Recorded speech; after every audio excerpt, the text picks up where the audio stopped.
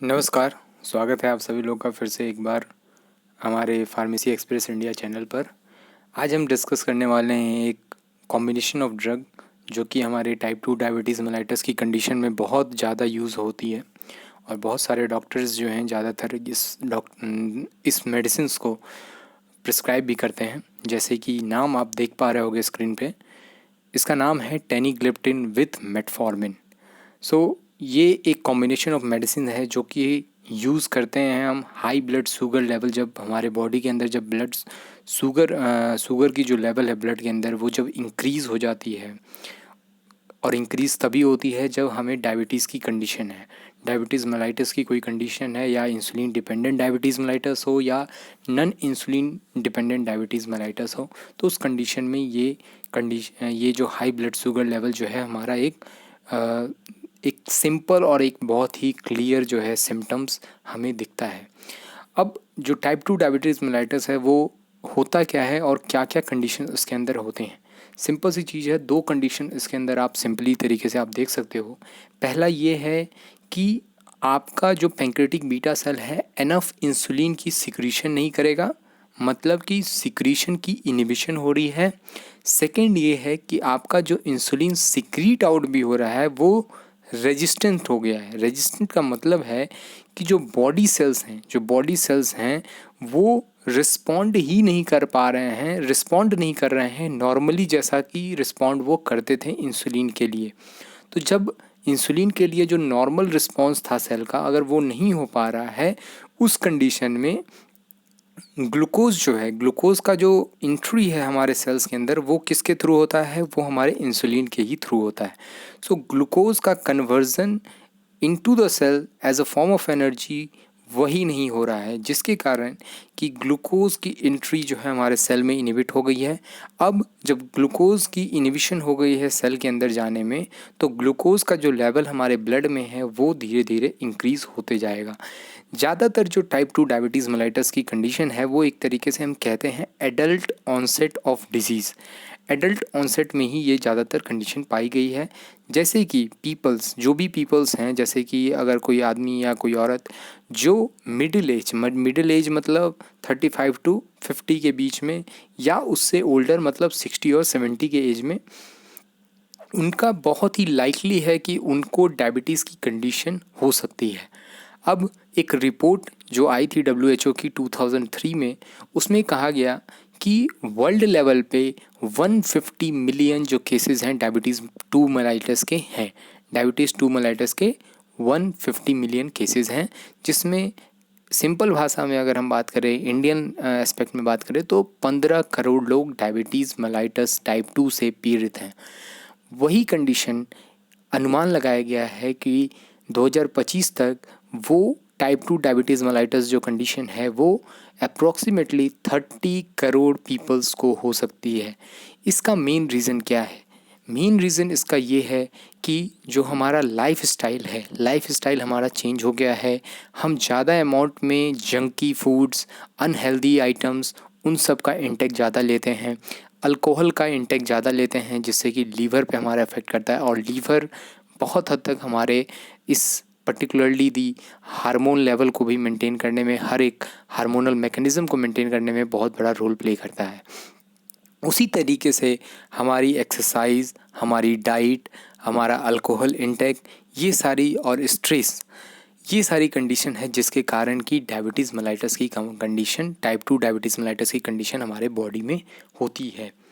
जैसा कि आप देख पा रहे होंगे, this help prevent the serious, ये जो दवाई है वो हेल्प करता है सीरियस कॉम्प्लिकेशन ऑफ डायबिटीज़ को कम करने के लिए। डायबिटीज़ के कारण जो सीरियस कॉम्प्लिकेशन हमारे बॉडी के अंदर होते हैं, जैसे कि kidney damage, blindness, and may reduce your chances having a heart attack और स्ट्रोक।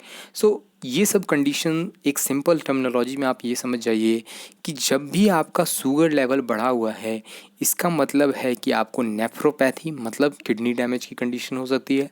रेटिनोपैथी मतलब आपका रेटिना जो वेजल्स हैं जो आपके रेटिना तक जाते हैं, उनकी डैमेज हो सकती है, क्योंकि हाई ग्लूकोज इंटेक उसके अंदर है। थर्ड है कि न्यूरोपैथी, मतलब कि जो नर्व्स की कंडक्शन है वो डैमेज हो सकती है। न्यूरोपैथी की कंडीशन होती है कि नर्व डैमेज हो सकता है। फोर्थ है कार्डियोमायोपैथी, जिसमें जो ब्लड वेजल्स है उसके अंदर अगर शुगर लेवल इंक्रीज अमाउंट में है तो उसके कारण हो सकता है कि ब्लड वेजल्स की जो इलास्टिसिटी है वो बहुत हद तक रिड्यूस हो जाए और हो सकता है कि प्लेक की फॉर्मेशन हमारे बॉडी में इंक्रीज आउट हो जाए, जिसके कारण प्लेक की फॉर्मेशन अगर हमारे कोरोनरी आर्टरीज के अंदर होंगी तो it leads to paralysis of certain muscles of the heart, and that leads to condition of heart attack or stroke, which is a condition in which the cerebral artery get blocked, due to which the proper amount of oxygen and nutrients is not supplied to the brain. So these are the certain condition which might be caused by this drug, by this diabetes mellitus condition, type 2 diabetes mellitus condition.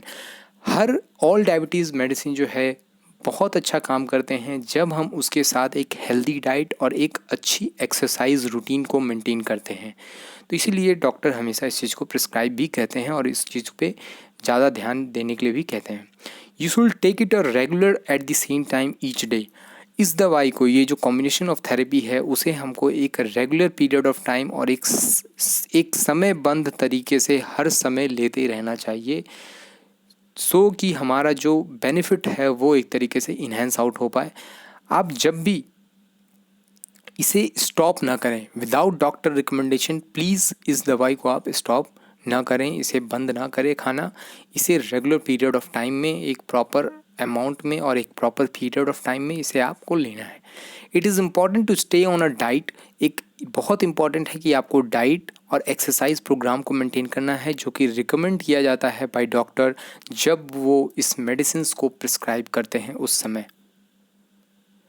Now जैसा कि हम condition देख पा रहे हैं टेनीग्लिप्टिन,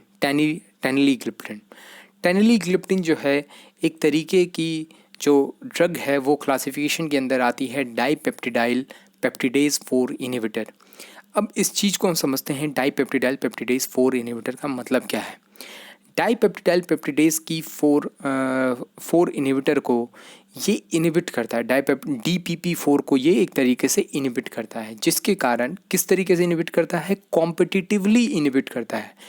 competition, एक तरीके से कोई और भी स्टिमुलेशन आ रहा होगा लेकिन ये compete करके वहाँ पे बाइंड करके इस DPP4 को इनहिबिट करता है। So competitive and selective DPP4 inhibitor है, जिसके कारण क्या होता है कि वो पोटेंशिएट करता है action of GLP1 and GIP। GLP1 और GIP एक तरीके का इंसर्टिन हार्मोन है जो कि पोटेंशिएट होता है, उसकी एक्शन जो है वो एक तरीके से इंक्रीज आउट हो जाती है, पोटेंशिएट हो जाती है। GIP और GLP जो है उसका नाम ये है कि ग्लूकागॉन लाइक पेप्टाइड, जो कि एक तरीके का पोटेंट इंसर्टिन हार्मोन है जो कि रिलीज़ होता है हमारे एल सेल से, जो कि पाया जाता है हमारे डाइस्टल इलियम और कोलोन के रीजन में, हमारे लार्ज इंटेस्टाइन के। GIP जो है एक तरीके का ग्लूकोज डिपेंडेंट इम्यूनोट्रॉपिक इंसुलिन इम्यूनोट्रॉपिक पॉलीपेप्टाइड है, जो कि हमारा GIP है।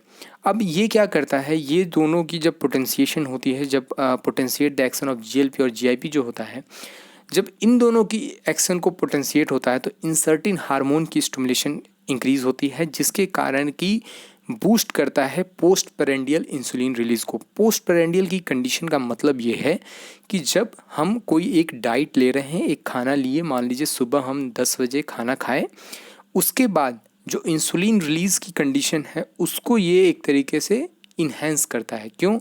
जैसे ही हम खाना कोई भी चीज़ इंटेक लेते हैं तो हमारा इंसुलिन का रिलीज़ जो है स्टार्ट हो जाता है। सो उस कंडीशन को ये बहुत हद तक मेंटेन रखने में हेल्प करता है, इंसुलिन रिलीज़ की सिक्रीशन को एक तरीके से। प्लस ये क्या करता है, हमारे decrease glucagon secretion. Glucagon secretion का मतलब ये है कि ग्लूकागॉन हमारा सबसे इम्पॉर्टेंट इसलिए है क्योंकि लीवर के अंदर जो भी हमारे ग्लाइकोजन स्टोरेज हैं वो ग्लाइकोजन का ग्लूकोज में कन्वर्जन हमारा ग्लूकागॉन कर रहा है। तो ग्लूकागॉन को इनहिबिट करना भी ज़रूरी है, क्योंकि हो सकता है कि हम इंसुलिन रिलीज़ के साथ हम हाइपोग्लाइसेमिक स्टेज में आ रहे हैं या एक नॉर्मल लेवल पे आ रहे हैं, लेकिन ग्लूकागॉन का स्टिमुलेशन हो रहा है उसके साथ, तो जिसके कारण ग्लूकोज की लेवल हमारे ब्लड के अंदर बढ़ती जा रही है। सो इसलिए हमें ग्लूकागॉन की सिक्रीशन को भी एक तरीके से डिक्रीज़ करना है। और ये दोनों कंडीशन, ये जो सिनर्जिस्टिक इफेक्ट के साथ क्या होता है कि हमारा लोअर द मील टाइम, जो खाना खाने के बाद हमारा जो ग्लूकोज की लेवल है, और फास्टिंग जो ब्लड ग्लूकोज लेवल है, वो दोनों हमारा बॉडी के अंदर एक तरीके से मेंटेन आउट हो पाता है। सो ये दो मैकेनिज़्म पे वर्क करती है। एक तो हमारा इंसुलिन की रिलीज़ को बढ़ाना, जिससे कि जो ग्लूकोज की अपटेक है, जो ग्लूकोज की अपटेक सेल तक होनी है, वो प्रॉपरली हो पाए, प्लस इनिबिट द ग्लूकागॉन से रिलीज़, ग्लूकागॉन रिलीज़ को इनिबिट करके ग्लाइकोजन का जो ग्लूकोज में फॉर्मेशन हो रहा है, जिसके कारण हो सकता है कि हाइपरग्लाइसेमिक स्टेज हो सकता है, सो उसको भी इनिबिट करना है। इसलिए ग्लूकागॉन की सिक्रीशन को भी इनिबिशन करना है। ये आप इस फिगर के थ्रू बहुत ही सिंपल तरीके से आप समझ पा रहे होगे। नाउ जैसा कि हम बात कर रहे हैं कि क्या करता है ये टेनिग्लिप्टिन, ये मैकेनिज्म ऑफ एक्शन हमने समझ लिया। अब हम बात करते हैं टेनिग्लिप्टिन करता क्या है। It carries a low risk of hypoglycaemia. Low risk of hypoglycaemia का मतलब है कि ऐसा नहीं है कि अगर ये इंसुलिन लेवल बढ़ा दिया और ग्लूकागॉन की सिंथेसिस को इनहिबिट कर दिया या रिड्यूस कर दिया तो इसके कारण हाइपोग्लाइसेमिक स्टेज पे ले जाएगा। नहीं, इसका मेन रीज़न, इसका यूज़ यही है कि ये एक नॉर्मल ब्लड ग्लूकोज लेवल को मेंटेन करने में हेल्प करता है। लेकिन अगर ये कॉम्बाइन होता है, अगर हम इस दवाई को, इस टेनिग्लिप्टिन को अगर हम कॉम्बाइन करते हैं सल्फोनाइल यूरिया ड्रग के साथ, लाइक टॉलब्यूटामाइड, ग्लिविंकामाइड या ग्लिपिजाइड या ग्लीमपेराइड के साथ, या इंसुलिन के साथ, इसके कारण क्या होगा कि जो GLP-1 है, जो कि ग्लूकागॉन लाइक पेप्टाइड 1 है, वो इवोक करेगा, इंक्रीज़ करेगा इंसुलिन की रिलीज़ को, जिसके कारण कि जो नॉर्मल ग्लूकोज लेवल है उससे भी ग्लूकोज लेवल हमारा कम हो जाएगा। सो इसलिए कॉम्बिनेशन ऑफ थेरेपी हमें इसमें बहुत ही सोच समझ के देनी है इस ड्रग के साथ।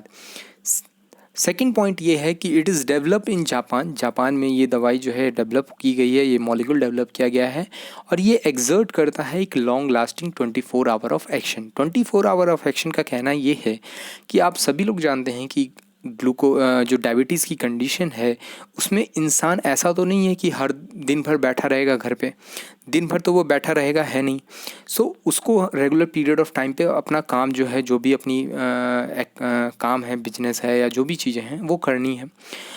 अब जब डायबिटीज़ की कंडीशन उनके अंदर आ जा रही है तो उनको ऐसी दवाई चाहिए जो एक बार वो ले और पूरे दिन भर उनकी जो ग्लूकोज की लेवल है वो मेंटेन रहे। सो इसलिए ये जो दवाई है वो बहुत अच्छी बेनिफिशियल है, और बहुत सारी कंपनीज़ जो हैं इसको एक तरीके से मैन्युफैक्चर करती हैं और मार्केट भी करती हैं। सो लॉन्ग लास्टिंग जो है ये एक तरीके का ये DPP इनहिबिशन करता है, और इसके कारण हमारी जो एंटी ग्लाइसेमिक इफेक्ट है, मतलब जो ग्लूकोज की लेवल बढ़ गई है उसे एक नॉर्मल ब्लड ग्लूकोज लेवल तक हमारा मेंटेन करता है। सिंगल डोज, बहुत ध्यान देने वाली लाइन है ये, सिंगल डोज जो है, सिंगल डोज अगर हम दें तो पोस्ट प्रेंडियल, जो खाना खाने के बाद जो ग्लूकोज की लेवल बढ़ती है उसको ये बहुत हद तक सप्रेस करता है at all 3 meals of the day. हर जो 3 मील्स लेते हैं, जैसे सुबह खाए आप, फिर दोपहर को खाए, फिर रात को खाए, उन तीनों समय जो हाइपरग्लाइसेमिक स्टेज जब बॉडी में आती है, उस हाइपरग्लाइसेमिक स्टेज को नॉर्मल ब्लड ग्लूकोज लेवल तक लाने के लिए ये ड्रग जो है one of the best drug in that case. Now जो थर्ड पॉइंट ये है कि no dose reduction is needed in patient with renal impairment. So कोई भी डोज रिडक्शन की ज़रूरत नहीं है अगर कोई पेशेंट रेनल इम्पेयरमेंट उसको हुआ है, कोई किडनी का प्रॉब्लम है, एक्यूट किडनी फेलियर है या कुछ उस तरीके की कंडीशन है, तो उसमें डोज रिडक्शन की ज़रूरत नहीं है। There is no cardiovascular adverse effect has been noted. अभी तक कोई भी कार्डियोवास्कुलर इफेक्ट जो है नोट नहीं किया है, लेकिन हाँ ये पाया गया है कि caution is to be exercised in patient, कुछ पेशेंट्स में पाया गया है जिसमें कि QT प्रोलॉन्गेशन की केसेस पाई गई हैं। और QT प्रोलॉन्गेशन का मतलब ये है कि आपकी जो एरिथमिया की जो स्टेज है, जो रिथमिक पंपेशन है, एक तरीके से पंपिंग हो रही है हमारे हार्ट की, वो एक तरीके से रिड्यूस आउट होती है, जिसको हम एक तरीके से ब्रेडिकार्डिया भी कहते हैं। ब्रांड जैसे अगर हम बात करें तो ब्रांड आप देख सक रहे होगे कि टेनिग्लाइन, टेनिफिट 20, टेनली मैक्स 20 mg, ये सब जो दवाइयाँ हैं वो इसके अंदर दी जा रही हैं अभी के समय में भी एक सिंगल फॉर्म में। अब आते हैं, हम बात करते हैं मेटफॉर्मिन की। मेटफॉर्मिन क्या करता है और किस तरीके से ये काम करता है। सो ये जो हमारी ड्रग है वो आती है under the class of biguanide AMPK activator. AMPK activator ये ड्रग है, AMPK चैनल्स को ये एक्टिवेट करती है।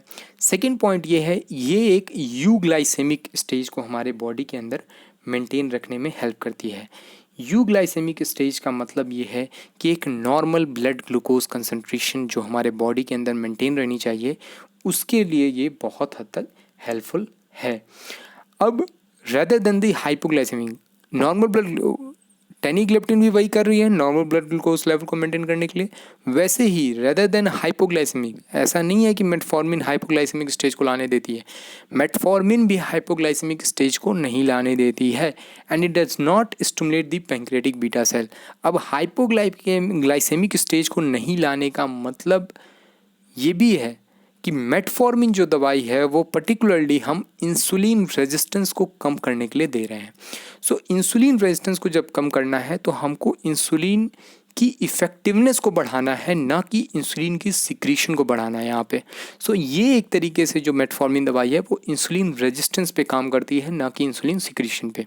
सो it does not stimulate the pancreatic beta cell. So stimulation नहीं करता ये पैंक्रियाटिक बीटा सेल का, क्योंकि ये उस पर्टिकुलर थिंग्स पे मैकेनिज्म ऑफ एक्शन ही नहीं है इसका। नाउ जैसा कि हम सभी लोग जानते हैं कि जो भी हमारी कंडीशंस हैं, जो भी हमारे बॉडी के अंदर जो एक्टिविटीज़ हैं, उस चीज़ों को हमें एक सिंपल तरीके से समझने की ज़रूरत है और बहुत ही इजी तरीके से हमें सारी चीज़ें पता चल सकती हैं। जैसे कि मेटफॉर्मिन जो है is reported to improve the lipid profile as well as in type 2 diabetes mellitus. So आप सभी लोग को पता है कि मेटफॉर्मिन चलो भाई ग्लूकोज लेवल को एक मेंटेन रखने में हेल्प कर रही है, लेकिन इसके साथ ही एक लिपिड प्रोफाइल जो है उसको भी इम्प्रूव कर रही है। लिपिड प्रोफाइल मतलब जो LDL का लेवल है, जो VLDL का लेवल है, IDL का लेवल है, मोस्टली LDL का लेवल और जो HDL का लेवल है उसको इंक्रीज़ करे और LDL के लेवल को कम करे। यही एक सिंपल सा थिंक आप समझ सकते हैं इन चीज़ों में। सो उस कंडीशन को भी ये मेंटेन करने में हमारे हेल्प करती है, जैसा कि आप देख रहे होगे, और प्लस टाइप 2 डायबिटीज़ मेलाइटस पे भी काम करती है। तो जब लिपिड प्रोफाइल कम होगी तो जो कार्डियक डिजीज़ हैं उसके चांसेस भी डायबिटीज़ पेशेंट के अंदर कम हो सकते हैं। Now the first point which we are seeing in there is it suppresses the hepatic gluconeogenesis. Hepatic gluconeogenesis का मतलब ये है कि लीवर हमारा बहुत सारा डिफरेंट फंक्शन करता है, जैसा कि आप सभी लोग को ही पता है। तो लीवर हमारा ब्लड की फॉर्मेशन भी करता है, हेमोग्लोबिन की फॉर्मेशन करता है, बिलीरुबिन बिलीवर्डिन की भी फंक्शन करता है। तो इस तरीके से बहुत सारी फंक्शनिंग जो है वो हमारे लीवर के थ्रू होती है। सो ग्लूकोनियोजेनेसिस का सप्रेशन का मतलब ये है कि जो नन कार्बोहाइड्रेट सोर्स से ग्लूकोज की फॉर्मेशन हो रही है उसको बहुत हद तक कम कर देना। ठीक है, तो नन कार्बोहाइड्रेट सोर्स से जो भी हमारा ग्लूकोज बन रहा है उसे कम कर देना। क्या कम कर देना? जैसे कि आप सभी लोग जानते हो कि कार्बोहाइड्रेट से जो भी हमारा इंटेक आ रहा है वो टोटली हमारा ग्लूकोज में कन्वर्जन होता है, लेकिन जो फैट से हमारा इंटेक आता है, जब हम फैट खाते हैं, फैटी सब्सटेंस खाते हैं, तो फैट में सिर्फ 10% ऑफ ग्लूकोज ही ब्लड के अंदर रहता है। तो 90% ऑफ फैट में ग्लूकोज नहीं है, उसके अंदर LDL और ट्राइग्लिसराइड और कोलेस्ट्रॉल ये सब सारी चीज़ें हैं, लेकिन 10% ही ग्लूकोज है। उसको कम करना। 50 to 60% जो है वो हमारा प्रोटीन से ग्लूकोज आता है, जैसे कि मीट हो गया, चीज़ हो गया या पीनट बटर हो गया। तो इन सब को भी सप्रेस करना, क्योंकि ग्लूकोज की लेवल को हमें कम करना है। And glucose output from liver. So gluconeogenesis मतलब ग्लूकोज का बनना कम करें, नन कार्बोहाइड्रेट सोर्स से ग्लूकोज ना बने, और प्लस जो ग्लूकोज का आउटपुट हो रहा है हमारे लीवर से through the form process of glucagon, उसे भी एक तरीके से इनहिबिट करना, जिसके कारण मेजर एक्शन जो है रिस्पॉन्सिबल होता है हमारे ब्लड ग्लूकोज लेवल को लोअर करने के लिए डायबिटीज़ कंडीशन में।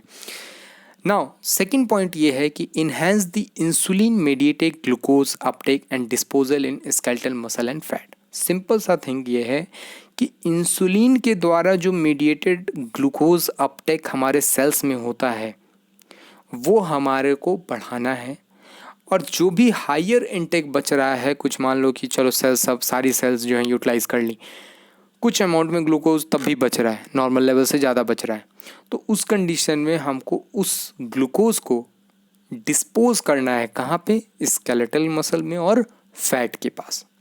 नाउ जैसा कि हम थर्ड पॉइंट देख रहे हैं कि इंसुलिन रेजिस्टेंस जो है exhibited by type 2 diabetes is दस ओवरकम।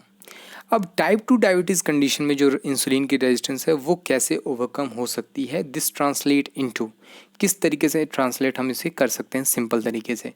सो दो कंडीशन है जिस पे हमें काम करना होगा। पहला, ग्लाइकोजन जो स्टोरेज है इन स्केलेटल मसल, ग्लाइकोजन का स्टोरेज मतलब ग्लूकोज, बहुत सारे ग्लूकोज को बना के एक ग्लाइकोजन की जो फॉर्मेशन होती है, तो उस फॉर्मेशन को करना, ग्लूकोनियोजेनेसिस की फॉर्मेशन को करना, ग्लाइकोजेनेसिस की फॉर्मेशन को करना कि जिससे कि ग्लाइकोजन ज़्यादा बने। तो ग्लाइकोजन जब ज़्यादा बनेगा, ग्लाइकोजन जब स्टोर होगा स्केलेटल मसल में, तो ग्लूकोज की लेवल जो है ब्लड में वो कम होगी। First point. सेकेंड पॉइंट ये है कि reduce the lipogenesis in adipose tissue and enhance the fatty acid oxidation।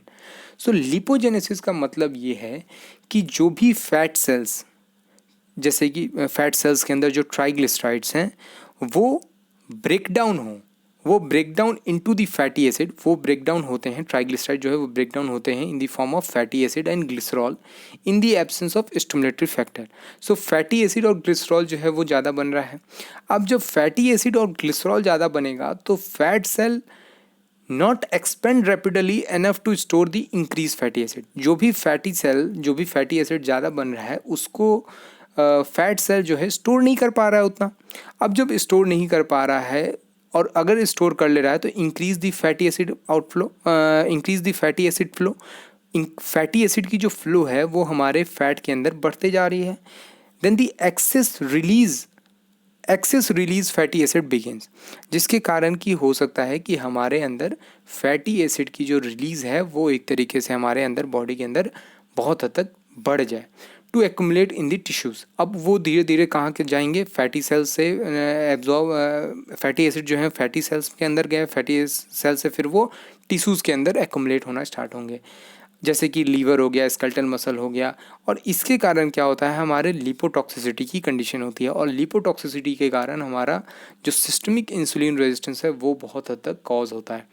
अब फैटी एसिड ऑक्सीडेशन की अगर हम बात करें तो जो एनर्जी का जो कन्वर्जन है, जो यूटिलाइजेशन है, फैटी एसिड ऑक्सीडेशन के फॉर्म में जो एनर्जी का यूटिलाइजेशन है इन लीवर, हार्ट या स्केलेटल मसल में, उसे एक तरीके से हमें इन्हेंस करना है, यूटिलाइजेशन को बढ़ाना है, जिससे कि रेजिस्टेंस की जो है बॉडी के अंदर कमी हो। Interfere with the mitochondrial respiratory chain, mitochondria की जो रेस्पिरेटरी चेन है उसके साथ भी इंटरफेयर करना है। And promote the peripheral glucose utilisation through the anaerobic glycolysis. So mitochondrial respiratory chain को एक तरीके से अफेक्ट करना है, जिसके कारण पेरिफेरल ग्लूकोज की यूटिलाइजेशन जो है वो बढ़ जाए। पेरिफेरल ग्लूकोज यूटिलाइजेशन की प्रोसेस को बढ़ाना कैसे है, एनारोबिक ग्लाइकोलाइसिस के थ्रू। एनारोबिक ग्लाइकोलाइसिस का मतलब transform the glucose to lactate when limited oxygen, just in a limited oxygen, जिसके कारण की इंसुलिन रेजिस्टेंस की हमारा जो इंसुलिन रेजिस्टेंस है वो कम हो जाए। AMP के एक्टिवेशन जो है by metformin appear to be an indirect consequences of interference with cellular respiration and loading of intracellular ATP and other energy source. जब AMPK का एक्टिवेशन होता है हमारे मेटफॉर्मिन ड्रग के साथ, तो उसके कारण क्या होता है कि इनडायरेक्ट कॉन्सिक्वेंसेज होते हैं और इंटरफेयर करता है वो हमारे सेलुलर रेस्पिरेशन के साथ, हमारी लोडिंग करता है इंट्रासेलुलर ATP एनर्जी को, और प्लस अदर एनर्जी सोर्स को भी एक तरीके से अफेक्ट करता है। मेटफॉर्मिन के कारण जो है हमारा इंटेस्टाइनल एब्जॉर्प्शन जो ग्लूकोज का हो रहा है, हेक्सोजेस का हो रहा है, अमाइनो एसिड्स का हो रहा है, विटामिन B12 का हो रहा है, ये सारे अफेक्ट होते हैं। लैक्टिक, जैसा कि आपने देखा, लैक्टिक एसिडोसिस की कंडीशन जो है वो बढ़ जाती है। सो ये सब सारी कंडीशंस जो है इस पर्टिकुलर मेटफॉर्मिन ड्रग के साथ पाई गई हैं। नाउ जैसा कि हम देख पा रहे होंगे साइड इफ़ेक्ट, तो side effect with metformin are frequent, बहुत ही फ्रीक्वेंट है और बहुत ही ऐसे हैं जो कि मतलब सीरियस नहीं कहा जा सकता है, बट जनरली नॉन सीरियस। सो जैसा कि आप देख पा रहे होंगे, एब्डोमिनल पेन होता है, एनोरेक्सिया है, ब्लॉटिंग है, जैसा कि मतलब ब्लॉटिंग इन द सेंस आप समझ सकते हो कि बिल्डअप ऑफ एक तरीके से गैस जो कि आपके स्टमक या इंटेस्टाइनल रीजन में बन रहा है। मेटालिक टेस्ट आएगा, फिर माइल्ड डायरिया की कंडीशन है, टायर्डनेस हो सकता है। Metformin does not cause hypoglycaemia accept in overdose. जब ओवरडोज में आप देते हैं तो हाइपोग्लाइसीमिया की एक्टिविटी करेगा। क्यों? क्योंकि भाई इंसुलिन की सिक्रीशन बढ़ी हुई है। इंसुलिन की जो रेजिस्टेंस है उसको आप बहुत हद तक कम कर दोगे तो इंसुलिन की इफेक्टिवनेस बढ़ जाएगी। जब इंसुलिन की इफेक्टिवनेस बढ़ जाएगी तो जो ब्लड के अंदर जो ग्लूकोज लेवल है उसको वो यूटिलाइज करना स्टार्ट कर देगा सेल्स के अंदर। सो इसलिए हाइपोग्लाइसेमिक स्टेज तभी होगा जब ओवरडोज हम मेटफॉर्मिन का ले रहे हैं। Metformin is now established as the first choice drug of all type 2 diabetes mellitus. First choice drug आज के समय में ये मेटफॉर्मिन ड्रग है जो कि हम टाइप 2 डायबिटीज़ मेलाइटस की कंडीशन में हम देते हैं। एंटी हाइपरग्लाइसेमिक है, ये एंटी हाइपरग्लाइसेमिक है but not hypoglycaemic. Anti hyperglycaemic मतलब ग्लूकोज की लेवल को नॉर्मल ब्लड ग्लूकोज लेवल तक लेके आना, लेकिन ऐसा नहीं करना कि ग्लूकोज की लेवल बहुत ही कम हो जाए। Now weight loss promoting, weight loss को एक तरीके से ये प्रमोट आउट करता है क्योंकि लिपिड प्रोफाइल को एक तरीके से ये रिड्यूस कर रहा है। लिपिड प्रोफाइल की रिड्यूसिंग का मतलब है कि वेट लॉस हमारे बॉडी के अंदर होगा। Prevent the macro and micro vascular complication of diabetes. जो भी हमारे माइक्रो वेसल्स हैं या मैक्रो वेसल्स हैं, जो हमारे ग्लूकोज की लेवल बढ़ी हुई है इसके कारण जो अफेक्ट हो रहे हैं, जो डैमेज हो रहे हैं, जिसकी इलास्टिसिटी डैमेज हो रही है, जिसकी फंक्शनिंग डैमेज हो रही है, उन चीज़ों को ये बहुत हद तक प्रिवेंट करता है। HbA1c रिडक्शन करता है 0.8 to 1.2%।